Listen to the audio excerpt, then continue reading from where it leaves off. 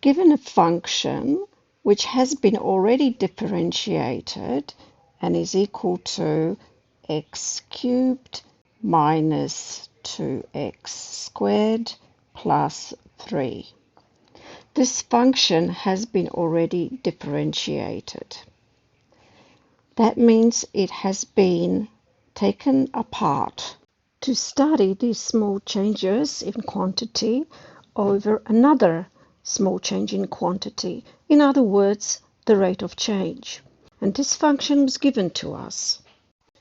We want to find fx.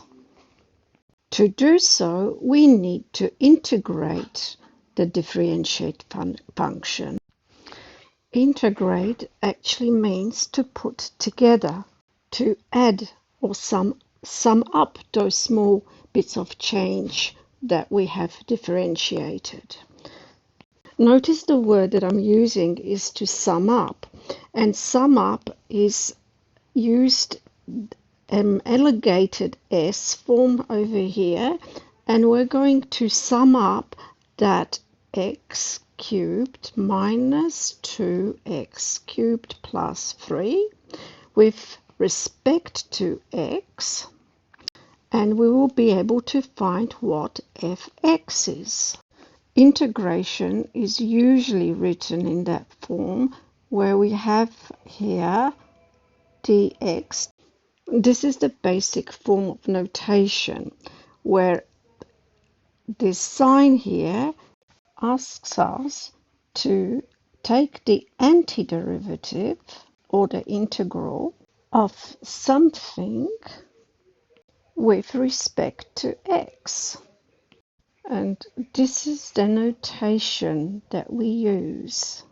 So integrating the above, we will get x to the power of 4 over 4, 2 times x to the power of 3 over 3 plus 3x. And this is known as the antiderivative. But as we've spoken in the previous video, this antiderivative could have a whole number of families, all differing by a constant c. And this now we will call the integral. In this video, we were going to find out that constant of integration c. And to find c, we need a little bit more information.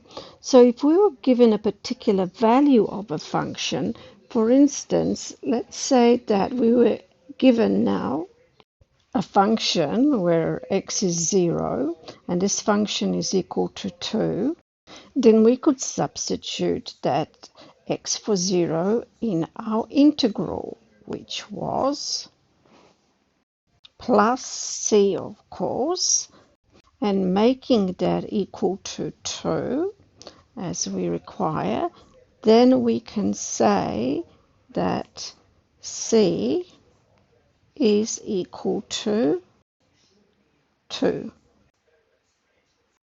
And thus our function fx is equal to x to the 4 over 4 minus 2x to the 3 over 3 plus 3x plus 2.